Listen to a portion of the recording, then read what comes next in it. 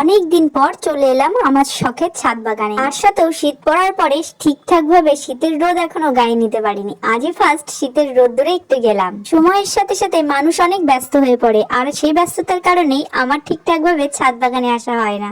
ছাদ বাগান থেকে আজ সংগ্রহ করেছিলাম কয়েকটা মিটুলি আর কয়েকটা কাঁচা লঙ্কা। এই লঙ্কা গাছগুলো পুঁতেছিলাম ঠিক আগের শীতকালে, ঠিক এই সময়। ওদের বয়স প্রায় 1 বছর হতে গেল। ভেবেছিলাম এই লঙ্কা গাছগুলো কেটে দিয়ে আবার নতুন লঙ্কা গাছ পুঁতবো। আমি ছাদে সবজি বাগান তৈরি করেছি, এটা দেখে বাবা সবজি গাছের জন্য দানা সার পাঠিয়েছিল। এটা অনেকবার গাছে দেওয়াও হয়েছে, আর একটু ছিল সেটা আজ দেবো ভেবেছি। ছাদ বাগান থেকে হলুদ গাছগুলো অনেকদিন থেকে ভাবছি তুলবো, গাছগুলো এখনো মরে যায়নি বলে তোলা হচ্ছে না। সব গাছে সার দিয়ে দিয়েছি আর একটু জলও দিয়ে দিয়েছি। কষ্ট করে ছাদ বাগান তৈরি করার পরে এই কষ্টের ফলস্বরূপ গাছে যদি এত সুন্দর ফুল দেখা যায়, মনটা পুরো ভরে যায়। তোমরা তো জানোই এই সিম গাছগুলো পাখিদের হাতে থেকে কত কষ্ট করে আমি বাঁচিয়েছিলাম। তার মধ্যে আবার হনুমানও সেদিনকে খেয়ে গেছিল। তারপরে দেখো সেই সিম গাছে ফুল এসেছে, আর এদিকে লঙ্কা গাছে এখনো ফুল হয়ে যাচ্ছে। কি করে কাটবো? ভেবেছিলাম এই শীতকালে নতুন লঙ্কা গাছ বসাবো।